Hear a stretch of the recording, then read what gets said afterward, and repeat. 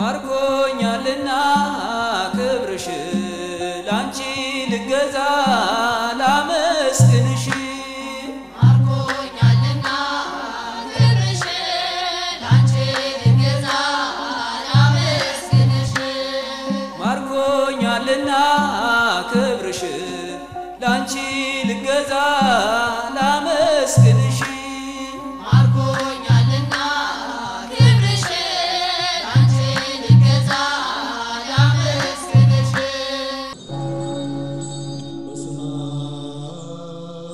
ጤና ይስጥልን ክቡራን ተመልካቾቻችን እንደምን አላችሁ? የጸበል ጸዲቅ ሰዓታችን ተጀምሯል። ዛሬ በጸበል ጸዲቅ ሰዓታችን ለተጠየቀው ጥያቄ ምላሽ እየሰጡ ከኛ ጋር ቆይታ የሚያደርጉት አባ ጸጋ ዘአብ አዱኛ ናቸው። እንግዲህ ለዛሬ የደረሰን ጥያቄ ቀደም ሲል በኒቆዲሞስ የሌላ ቤተ እምነት ተከታዮች የጠየቁት ጥያቄ ነው።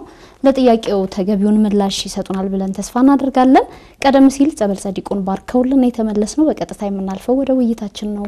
አብራችሁን ቆዩ። ማርኮኛልና ክብርሽ ላንቺ ልገዛ ላመስግንሽ መምህር በድጋሚ እንግዳችን ስለሆኑ አመሰግናለሁ። ወደ ጥያቄው ልለፍ።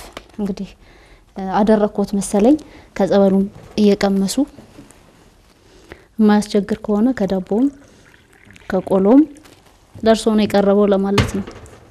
ወደ ጥያቄው ልለፍ። የእስራኤል አምላክ እያላችሁ ትምላላችሁ፣ የእስራኤል አምላክ እያላችሁ ተዘመራላችሁ። የጥያቄው መጀመሪያው ክፍል ነው ይሄ። ታዲያ እናንተ የእስራኤል አምላክ እስራኤል እንዲህ እየነደደች ዝም ማለቱ ስለምንድን ነው? ለመሆኑ እስራኤል እንዲህ በጦርነት እየታወከችና እየተጨነቀች ባለችበት ወቅት እውነት አምላክ ካለ ስለምን እስራኤልን አይታደጋትም? ደግሞስ አምላክ ለአንዲት ሀገር ብቻ ጌታ መሆን ይችላል ወይ? ዓለማትን ፈጠረ ብላችሁ የምታስተምሩትና የእስራኤል አምላክ ብላችሁ የምታስተምሩት ሐሳብ ልክ ነው ወይ? የመጋጨት ሁኔታ ያለበት አይመስላችሁም ወይ? ራሳችሁን መርምሩ ይላል ጥያቄያችን። እንግዲህ ይመርምሩልን ጥያቄው። እንግዲህ በዚህ ባጭር ደቂቃ ተተንትኖ የሚያልቅ አይደለም። እግዚአብሔር አለ የለም የሚለው የሰነፍ ጥያቄ ነው። ቅዱስ ዳዊት ይብል አብድ በልቡ አልቦ እግዚአብሔር፣ ሰነፍ ሰው በልቡ እግዚአብሔር የለም ይላል። ምን ማለት ነው? ብዙ ጊዜ እንደዚህ አይነት ሰዎች የሚቸገሩት እግዚአብሔርን በራሳቸው አይምሮ ልክ ሰፍተው ቀደው ስለሚያኖሩት ነው። እግዚአብሔር ከአይምሮ በላይ ነው፣ ከህሊናትም በላይ ነው። እግዚአብሔር አለ የለም ወደሚል አንገባም። እግዚአብሔርማ አለ፣ ስላለ ነው ያለ ነው። እና እግዚአብሔር ለመኖሩ ማስረጃዎችን ጠቅሰን ጊዜን ወስደን በሌላ ጊዜ እንወያያለን። ሰነፍ ሰው ግን እግዚአብሔር የለም ይላል። ለምን? እሱ ባሰበው እሱ ያሰበው ሐሳብ ካልሆነ፣ ሰነፍ ሰው እርሱ በሚያስበው ልክ እግዚአብሔር ካልሰራለት፣ ሰነፍ ሰው እርሱ ቅድመ ትንበያ ሰጥቶ ያ የተነበየው ካልተደረገለት፣ በሱ ልክ ካልሆነለት እግዚአብሔር የለም ይላል እንጂ እግዚአብሔር ቅድመ ዓለምም ነበረ፣ ማይከል ዓለምም አለ፣ አሁንም አለ፣ ወደፊትም ዓለምን አሳልፎ ይኖራል። ይሄ የፍጥረታት ናፍቆት ነው። ይሄንን ተውና ለወደፊቱ በሰፊው በሌላ ርዕስ በሰፊው ይሰጥበታል። ምክንያቱም ሀልወተ እግዚአብሔር ሰፊ ትምህርት ስለሆነ ስለ አምላክ እስራኤል ብላችሁ ትመላላችሁ። እውን የእስራኤል አምላክ ቢኖር እስራኤልን ባልታደጋት ነበር ወይ የሚሉ ጥያቄዎች። ጠያቂው ኢትዮጵያዊ ነው ወይስ እስራኤላዊ ይሆን? ከባንዱ ነው የሚሆነው። እንግዲህ አጋጣሚ እንግዲህ ጥያቄያችን በሜሴጅ ነው የተላከልን ነው። እሺ ይሁን። የሌላ ቤተ እምነት ተከታይ እንደሆነ ገልጾ ነው ጥያቄውን የላከልን። ይሁን እንግዲህ ኢትዮጵያዊ ከሆነ እስራኤል ብቻ ሳትሆን እኛም በጦርነት በመከራ በረሃብና በችግር እየነደድን ነው። እስራኤልም እንደዛው ናት እና በኃጢአታችን በበደላችን ምክንያት በብዙ ኃጢአት እግዚአብሔር ተመራምሮ ፈርዶ ስላደረገው የቁጣ ነገር እግዚአብሔር ለምንድን ነው መከራውን የማያርቅልን ማለት አይቻልም። አንቺው ታመጪው አንቺው ታሮጪው እንዳይሆን መከራን ስናስብ በመጽሐፍ ተጽፏል። ወበዓለም እሰ ሀለወክሙ ሕማመ ትርከቡ በዓለም ሳላችሁ መከራ አለባችሁ ተብሏል። ይህ ዓለም የጻድቃን መኖሪያ አይደለም። የጻድቃን ብቻ መኖሪያ አይደለም። ይህ ዓለም የደጋጎች ብቻ መኖሪያ አይደለም። የብዙ ወንበዴዎች መኖሪያ ነው። ይህ ዓለም የለጋሾች ብቻ መኖሪያ አይደለም። ቀማኞች የሚኖሩበት ይህ ዓለም ለተጠሙ ውሃን የሚያጠጡ ብቻ ያሉበት አይደለም። ደም አፍሳሾች ያሉበት ይህ ዓለም የእግዚአብሔር ልጆች ብቻ ያሉበት አይደለም። የሰይጣን የግብሩ ፈጻሚ የግብር ልጆች የበዙበት ዓለም ነው። ከዚህ በመነሳት እስራኤል ብቻ አይደለችም። ያው ወንድማችን ጠየቀ እንጂ መላው ዓለም መከራ ላይ ነው ያለው። ጦርነት ላይ ነው ያለው። ችግር ላይ ነው ያለው። ምናልባት ጠያቂያችን አልገባውም እንጂ እርሱ ጉያ ውስጥም መከራ አለ። መከራው ስለተደረገ ብቻ መከራው ስላለ ይሄ መከራ ስለምንድን ነው ያራቀው ብሎ ወዳለው እግዚአብሔር መመራመር መሄድ ተገቢ አይደለም። እንደዚህ አይነት ነገር ፈተናዎች ሲመጡ መጸለይ ነው። እንደ ራሔል ይሃሎኑ አምላክ እስራኤል በዚህ ሰማይ ይሁሉ ነገር ሲደረግ ይሁሉ መከራ ሲደረግብን በእውን የእስራኤል አምላክ የእስራኤል ጌታ የእስራኤል ፈጣሪ የለም ብላ እንደጸለየችው መጸለይ ነው። እሷኮ እንባዋን ወደ ሰማይ ነው የረጨችው አይደል? የሥላሴን የረቂቁን መንበር ነው ረቂቅን እንባዋ ያረጠበው። ለዛ ነው እስራኤል በአንድ ዘለላ እንባ 430 ዘመን ከኖሩበት ባርነት የወጡት። መከራ ሲበዛ ወደ እግዚአብሔር መጸለይ ወደ እግዚአብሔር ማልቀስ ነው እንጂ እግዚአብሔር አለ ወይስ የለም ተብሎ በራሳችን ችግር ባመጣ ነው መከራ ልክ እግዚአብሔር የሚለካ አይደለም። መከራው ሲመጣብን ሲበዛብን እግዚአብሔር የለም ምንል ከሆነ መከራው ሲርቅ ደግሞ አይ የለም እግዚአብሔር አለ ማለት ነው ምንል ከሆነ ይሄ እምነት አይደለም። ወደ አምላክ እስራኤል የሚለው እንምጣ። ሰዎች አምላክ እስራኤል እያሉ ይምላሉ። እንደ እውነቱ ከሆነ በጣም ወደው ቃል ቢኖር ይሄ ነው በመጽሐፍ ቅዱስ። ብሉያትን በጠቅላላው ማለት ይቻላል የትኛውም የኦሪት መጽሐፍት የትኛውም ትንቢተ ነቢያት ከመዝ ይቤ እግዚአብሔር አምላክ እስራኤል ወይትባረክ አምላክ እስራኤል ነው የሚለው። ምንድነው የሚለው? የእስራኤል አምላክ እንዲህ አለ የእስራኤል አምላክ ይባረክ ነው የሚለው ብሉያቱ በጠቅላላው። ያንንም ወስደው እነ ቅዱስ ጳውሎስ ይህንን ቃል ተጠቅመውታል የእስራኤል አምላክ እያሉ። ለምንድነው የእስራኤል አምላክ የተባለው? እስራኤልስ ማለት ምን ማለት ነው የሚለውን በደንብ ማወቅ ይጠይቃል ይመስለኛል። ወንድማችን ጠያቂው ከሸንተረሩ ከተራራው ከምኑ ጋር ያያያዘው መሰለኝ። በሱ መንገድ አይደለም እኛ አምላክ እስራኤል የምንለው። እንግዲህ የዚህ ቃል መነሻው ኦሪት ዘፍጥረት ምዕራፍ 32 ላይ ነው ያለው ታሪኩ። ከ28 ጀምረን መመልከት ነው ታሪኩ። እንግዲህ አባታችን ያዕቆብ የይስሐቅ ልጅ ነው፣ የበረከት ሰው ነው። ከአባቱ ከአጎቱ ከላባ ጋራ ከኖረ በኋላ የወንድሙን የኤሳውን ብኩርና ቀምቷል በብልጠት በጥበብ ማለት ነው። ያዕቆብ ማለት አይቃጼ ሰኮና ማለት ነው፣ ወይም አይቃጼ ክብር ማለት ነው። ያዕቆብ ማለት የወንድሙን ሰኮና ይዞ ነው የተወለደው። አይቃጼ ሰኮና ከሆነ አይቃጼ ክብር ከሆነ ደግሞ አይቃጼ በኩር ይሉታል። ብኩርናን ክብርን የሚያሰነካክል ይሉታል ሊቃውንቱ። የኤሳውን ብኩርናውን ክብሩን ስለወሰደበት እንግዲህ በዚህ ምክንያት ከኤሳው ጋር ተጣልቷል ብዙ ዘመን። እንግዲህ ከዛ ወጥቶ አጎቱ ጋር ሄዶ 20 ዘመን ኖሮ ወንድሙ ግን ናፈቀው፣ መታረቅ ፈለገ። ወንድሙ ሲሄድ መልእክተኞችን ልኳል፣ ብዙ ነገር አድርጓል ያዕቆብ። እና በዚህ ጉዞ ላይ በነበረው ጉዞ ከላባ እስከ ኤሳው ከኤሳው ወደ ላባ ባለው እንቅስቃሴ ውስጥ ብዙ ጊዜ በብቸኝነት ይጠቃ ነበር ያዕቆብ። ብቸኝነት ይሰማው ነበር። ምናልባት መጽሐፍ ቅዱስን በደንብ ከተረዳሽው ድንጋይ ተንተርሶ ይተኛል ያዕቆብ።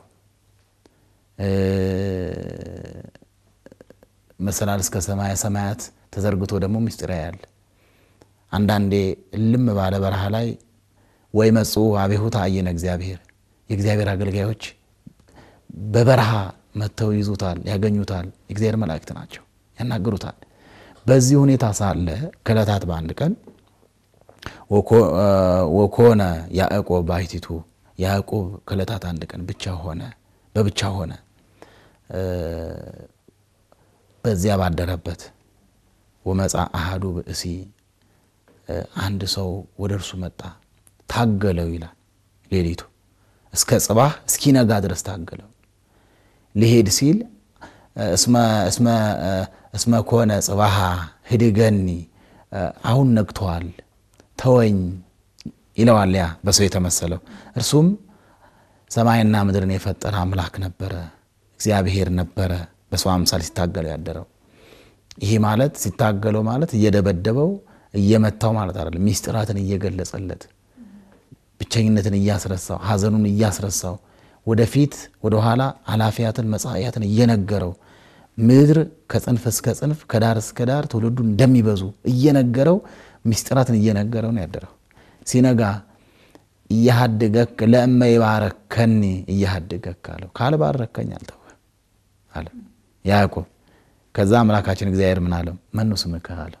የማያውቅ ሆኖ ማለት ነው። ለመሆኑ ስም ማን ነው አለ። ካስታወሽ በኦሪት መጽሐፍ ላይ አይቴ ሃሎ ከአዳም አዳም ወዴት ነህ ብሏል አይደል? እንደዚህ አይነት ጥያቄዎች አሉ። መኑ ስምከ አለ። ስም ማን ነው አለ። ስሜኒ ያዕቆብ አለ። ስሜ ያዕቆብ ይባላል። ስሜስ ያዕቆብ ይባላል አለ። ኢይከውን እንከ ስምከ ያዕቆብ ዳእሙ እስራኤል ይኩን ስምከ አለ። አይ ያዕቆብ አትባልም፣ ያዕቆብ አሰናካኝ ማለት ነው። ይቅርብህ፣ ከዚህ በኋላ ስምህ እስራኤል ነው አለ። እስመ ክህልከ ምስለ እግዚአብሔር ወምስለ ጓለ እመሕያው፣ ከሰው ከላባና ከኤሳው ጋር ታግላ አሸንፈሃል። ጎበዝ ነህ። ኤሳውን በፍቅር አሸንፈዋል፣ ላባንም በትዕግስት አሸንፈዋል፣ እኔንም በፍቅር አሸንፈኛል። ስለዚህ አንተ አሰናካኝ መባል የለብህም። አንተ ብዙዎች አባት ስለምትሆን እስራኤል ተባላለ። ያዕቆብ ማለት የቃሉ ትርጉም አሰናካኝ ማለት ነው። አሰናካኝ ማለት ነው። እና እስራኤል ማለት ምን ማለት ነው ብለው ሊቃውንትስ በደንብ አብራርተዋል። እስራኤል ማለት ህሊና ዘይርእዮ እግዚአብሔር፣ ህሊናው ለእግዚአብሔር እግዚአብሔርን የሚያይ ህሊናው እግዚአብሔርን የሚያይ የሚመለከት፣ እዝነ ልቦናው እግዚአብሔርን የሚሰማ ማለት ነው። ከሐሊም ስለ አምላኩ ከእግዚአብሔር ጋር ሆኖ ሁሌ የሚያሸንፍ ነጻሪም ይላል። ኃላፊያትን መጻኢያትን የሚያውቅ ማለት ነው እስራኤል ማለት። በአጭር ቃል እስራኤል ማለት ህሊና ዘይርእዮ እግዚአብሔር ያደረበት ልብ ያለው አማኝ ማለት ነው። ልክ ረከብክቦ ለዳዊት ገብርየ ብእሴ መነ ዘከመ ልብየ፣ የልቤን ሰው ዳዊትን አገኘሁት እንደተባለው ማለት ነው። እግዚአብሔር በልቡናው ላይ ሰፍኖለት ገኖለት ያለ ሐሳቡ የእግዚአብሔር ሐሳብ፣ የሐሳቡ መልኩ የእግዚአብሔር ሐሳብ የሚመስል ፈቃደ እግዚአብሔርን የሚፈጽም በልቡናው ሕገ እግዚአብሔርን ትእዛዝ እግዚአብሔርን የሚያስብ ዕለት ዕለት ወዘሕጎ ያነብ መዓልተ ወሌሊተ እንዳለው ቅዱስ ዳዊት በመዝሙር 1 ላይ ሕጉን ትእዛዙን ሁሉ ጊዜ በልቡናው የሚያስብ የሚያወጣ የሚያወርድ እግዚአብሔር አምላኩ የሆነለት ማለት ነው። ከሐሊ አሸናፊ ማለት ነው። ከእግዚአብሔር ጋር ምስለ እግዚአብሔር ነው የሚለው። ከሐሊ ምስለ እግዚአብሔር ከእግዚአብሔር ጋር ሆኖ የሚያሸንፍ ሁሉ አሸናፊ ሆነ። ነጻሪስ ወደ ኋላ ወደ ጥንተ ፍጥረት፣ ወደ መካከል ወደ ዘመነ ካህናት፣ ወደፊት ደግሞ እስከ ዕለተ ምጽአት፣ ከዕለተ ምጽአት በኋላም ባለቤቱ እግዚአብሔር ወሰን ድንበር ሰጥቶ እስከ ገለጸለት ድረስ ማየት የሚችል ረቂቅ ነፍስ ያለው ማለት ነው እስራኤል ማለት። ይሄን ስም የተሰጠው ለማን ነው? ለያዕቆብ ነው። ያዕቆብ ከዛ ጊዜ ጀምሮ ያዕቆብ አይባልም፣ እስራኤል ነው የሚባለው። እስራኤል 12ቱን ነገር ወልዷል። ክህነት የተገኘው ከያዕቆብ ከእስራኤል ነው ከያዕቆብ ንግስናም የተገኘው ከያዕቆብ ነው ሌዊንም ያስገኘው ያዕቆብ ነው ወይም እስራኤል ክህነትን የሚያስገኘው መንግስትንም ክህነትን የሚያስገኘው ከቤተ ይሁዳ ክህነትን ከቤተ ሌዊ መንግስትን ከቤተ ይሁዳ ያስገኘው ያዕቆብ ነው የ12ቱ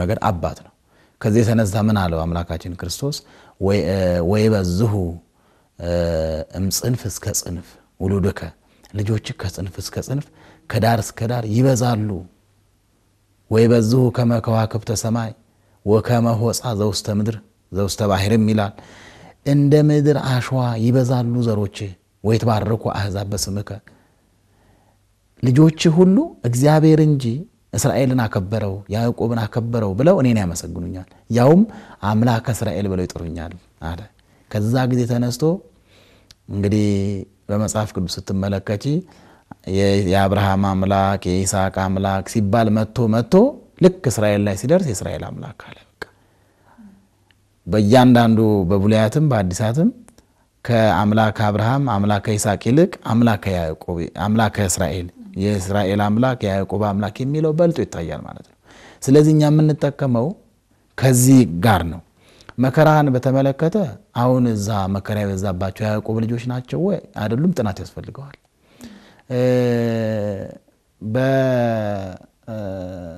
የሀገር ስም ታውቂያለሽ በእስክንድር እስክንድርያ ይባላል በፊልጶስ ፊልጵስዩስ ተብሏል በቄሳርም ቂሳሪያ ተብሏል በእስራኤል በአባታችን ደግሞ አገሩ ምን ተባለ እስራኤል ተባለ የእስራኤል ያዕቆብ ልጆች ባሉበት አካባቢ ናቸው ወይ አይደሉም እሱ ሌላ ጥናት ነው መከራ በስተዋል መከራ ስለበዛ እውን የእስራኤል ያዕቆብ አምላክ የለም አይባልም ለምን እግዚአብሔርማ ከእስራኤል ጋር ስላለ ነው ሲታገለው ያደረው ሲባርከው ያደረው መከራውን ሁሉ ሲያረቅለት ያደረው ማለት ነው እግዚአብሔር እንግዲህ አምላክ በብዙ ነገር እግዚአብሔር ሊገለጽ ይችላል እኛ ዝም ብለን በሁለት ነገር ነው እግዚአብሔር በግብሩ የሚጠራበት ስም አለ በሚወዳቸው በህጉ በትእዛዙ በኖሩ በባለሟሎቹ ደግሞ ይጠራል በግብሩ ይጠራል ስንል እግዚአብሔር አምላከ ሰላም አምላከ ተስፋ አምላከ ተስፊት ይባላል የደስታ አምላክ የተስፋ አምላክ የበረከት አምላክ የቅንነት አምላክ ተብሎ ይገለጻል በሚወዳቸው በባለሟሎቹ ደግሞ ሲጠራ ለምሳሌ አንድ ሰው በሚወደው ሰው መጠራት ይፈልጋል አንድ አለ ቤተሰቡን ጥቶ ወይ በእህቱም ይጠራል በዚህ ስም ጥሩኝ የሚል ሰው አለ በሚወዱት መጠራት ልማድ እንደዚህ ሁሉ እግዚአብሔር አምላክ አብርሃም አምላክ የአብርሃም አምላክ የይስሐቅ አምላክ የእስራኤል አምላክ የአማልክት አምላክ የምድር አምላክ የሰማይ አምላክ ይባላል በሚወዱት አሁን የምድር አምላክ ስንል ይሄ ተራራው ሸንተረሩ ማለታችን አይደለም አሁን በእውን ያለችውን እስራኤል የተባለችውን ሀገር ሳይሆን ምንለው ያዕቆብ የነበረው ስሙ ተቀይሮ እስራኤል የተባለውን አባታችንን ነው አባታችንን ያዕቆብን ነው ምን ማለታችን ነው በሌላ አነጋገር በዘርዕከ የተባረኩ አሕዛብ በምድር ያሉ ሁሉ ስም አምላክነትን የያዙ ሁሉ ባንተ ይባረካሉ ነው የተባለው እኛ በያዕቆብ እንባረካለን ያዕቆብ አባታችን ነው የእስራኤል አምላክ ያዕቆብ አምላክ ስንል ምን ማለታችን ነው ያዕቆብን እንደረዳው እስራኤልን እንዳገዝከው በህይወቱ እንደባረከው በመግባቱ በመውጣቱ እንደጠበቀው በዛ በጠራራ ፀሐይ መከራና ሐዘን በተፈራረቀበት ተስፋ በቆረጠበት ህይወት በጨለመበት ጊዜ ወደ ኋላም ወደፊትም አስቸጋሪ ሁኔታ በገጠመው ጊዜ አንተ አዳኝ ረድኤት ሆነ የተቤዠው ያዳንከው ከመከራ ስጋ ከመከራ ነፍስ የሰወርከው እኔንም ሰውረኝ ማለት ነው አንዳንድ ሰዎች ሲምሉ አንዱን ያውን በዛ ነው የምለው አምላክ እስራኤል ነው የምለው እንደው ሞላ ነው የሚለኝ ሁሉ ስናገረው አንደበቴም ሞላ ይላል ልቤ ራሱ እንደው ርፍ ይላል አምላክ እስራኤል ሲባል ለምን ያዕቆብ የተለየ አባት ነው ያዕቆብና እኛ ያንን ነው የምንለው እንጂ ግለሰቡ ወይ ወንድማችን እንዳለው እዛ ጋር ያለው ሸንተረሩ ተራራው ማለታችን አይደለም ቢባልስ ነው ያስኬዳል እንዴት ጥሩ እግዚአብሔር የጻድቅ ብቻ አምላክ አይደለም የኃጥእ አምላክ ነው በተፈጥሮ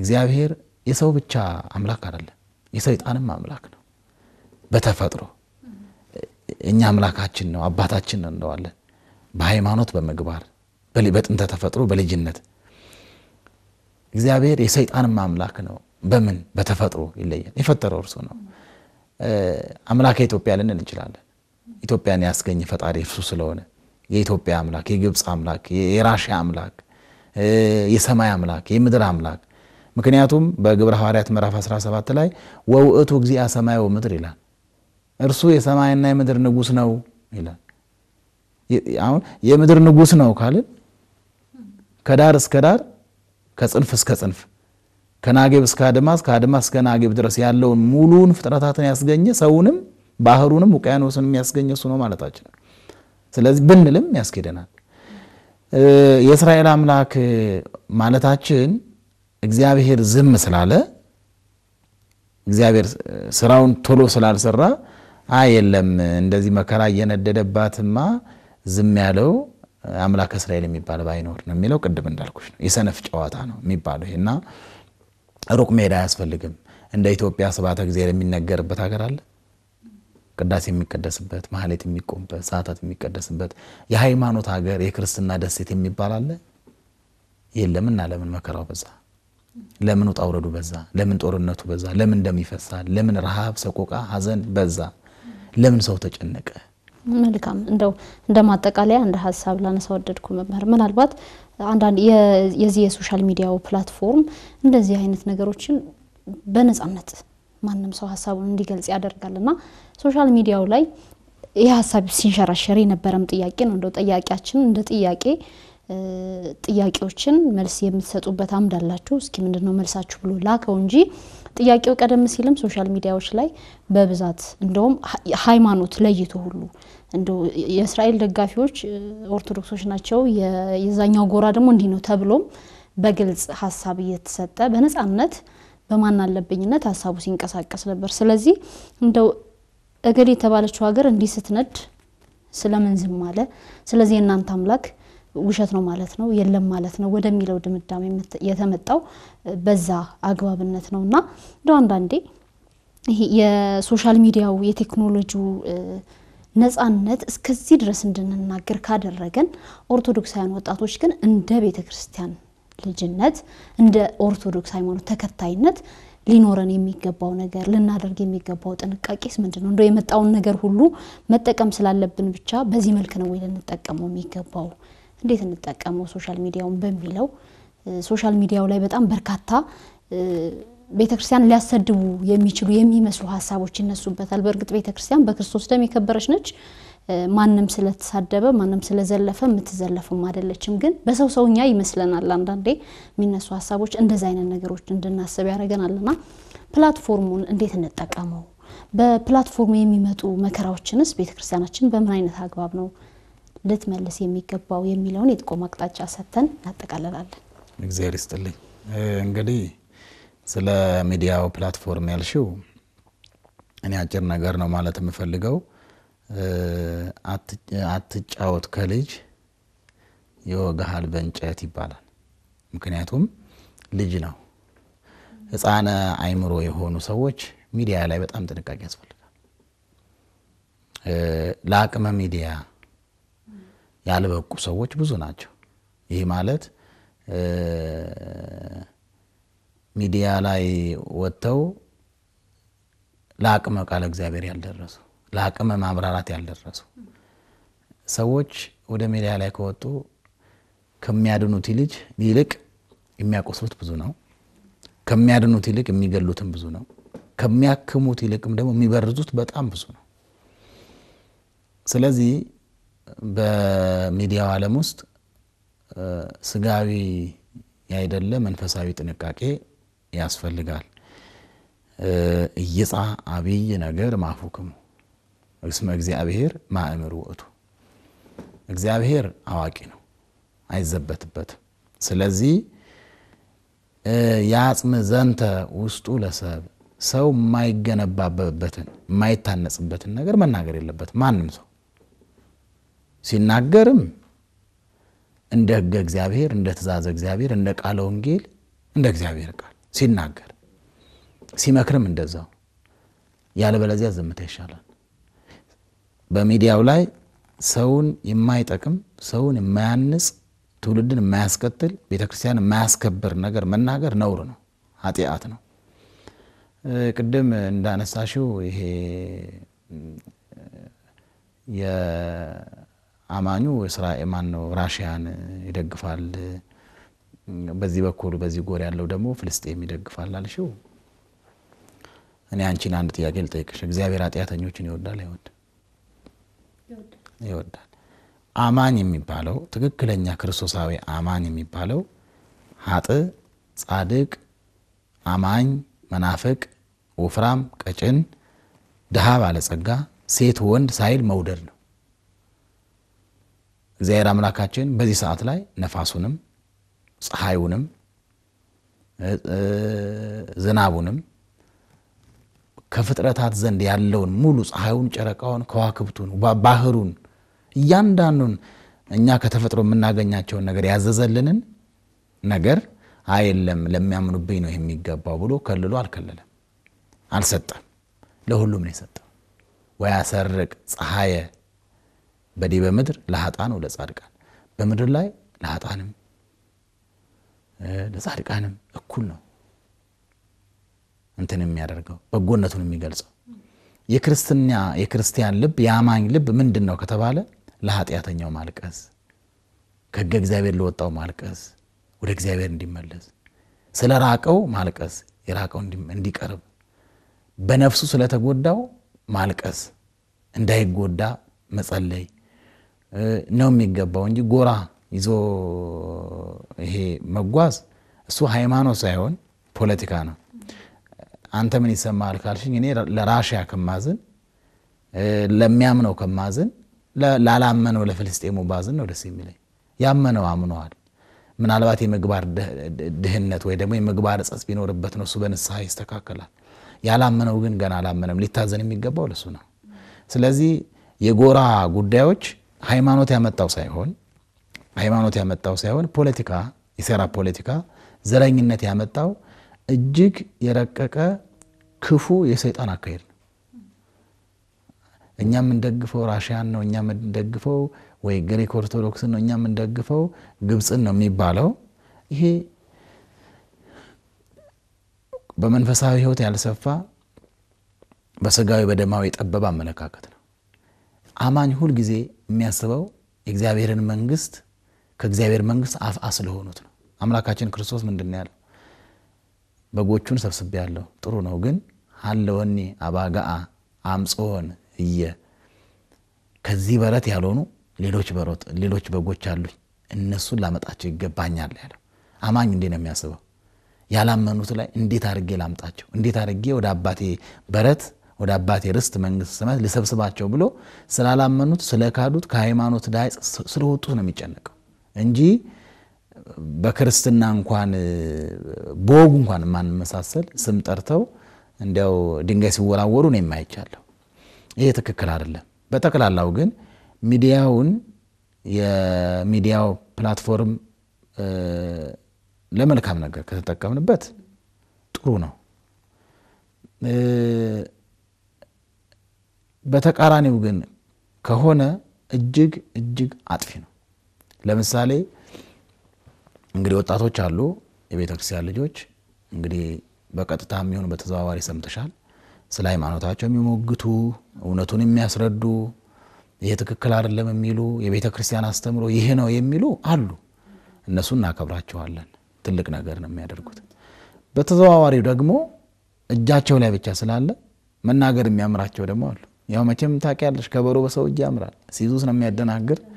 አንዱ እንዲያውም ሰው ልኮልኝ ያየሁት ነበር ሰሞኑ ሎቱ ሰባት ኢየሱስ ክርስቶስ ለኔ ነው የተፈጠረልኝ ይላል። ኦርቶዶክሳዊ ነው። አሁን የሰው ክፉ አስቦ አይደለም ክዶም አይደለም። አሁን የሰውዬ ለአቅመ ወንጌል ለአቅመ ማብራራት አልደረሰም። ቁጭ ብሎ ማር ነበረበት። አየሽ ሚዲያ አደጋው።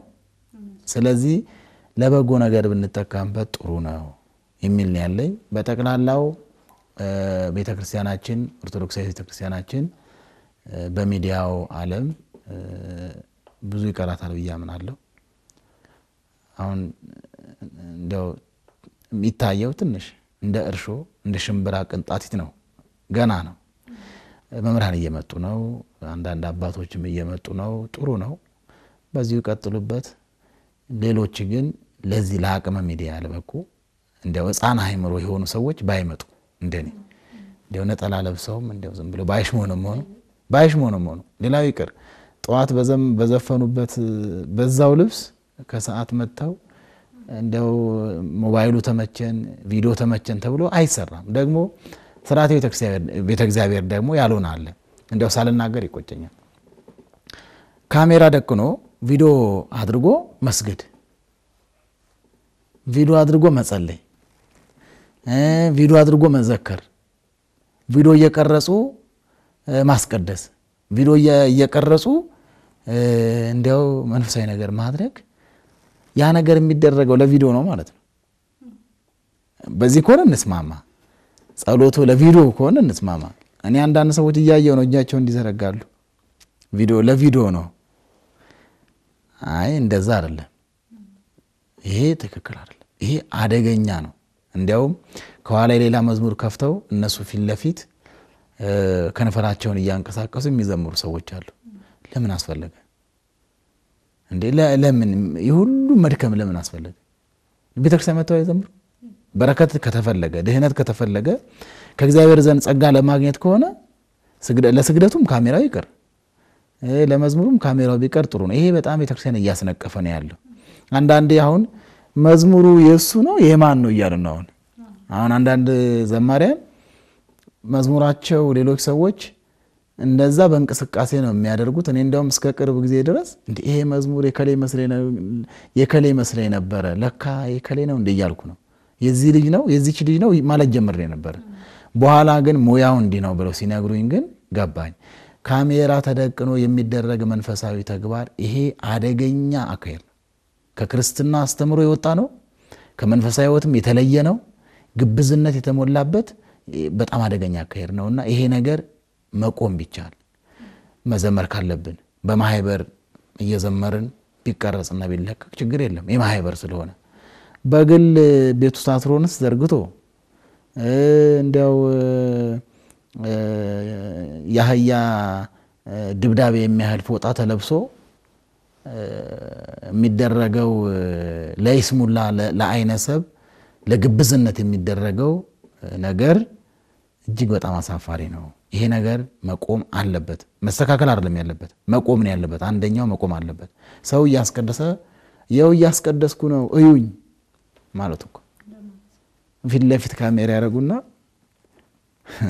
ታፕ አርጉ ማለታቸው ይቀራል እያስቀደስኩ ነው ስለዚህ እየሰገድኩ ነው ዛሬ ለተዓርብ ስለሆነ እየሰገድኩ ነው ታፕ ያረጋችሁ ማለት አይቀርምና ይሄ ነገር በጭራሽ መቆም አለበት አባቶቻችንን በረከት ያገኙት እንደዚህ ካሜራ ደቅ ነው አይደለም መንፈስ ቅዱስ ገልጦት ነው እንግዲህ ታሪካቸው የሚነገረን እንጂ በካሜራ የተቀመጠ ታሪክ ኖር አይደለም እና መሰግናለን በእውነት መምህር ትልቅ ማስጠንቀቂያም ጭምር ነው የሰጡ አላስተናቀቁም ያው እግዚአብሔር ያክብርልን አሜን ክብር ያድርግልን ተመልካቾቻችን ለዛሬ የነበረን የጠበል ጸዲቅ ዝግጅታችን የተከታተላችሁትን ይመስል ነበር ቀሪ ማህበረ ቅዱሳን ቴሌቪዥን መርሃ ግብራት ወደ እናንተ መድረሳቸውን ይቀጥላሉ በእኛ በኩል አበቃን ይቆይ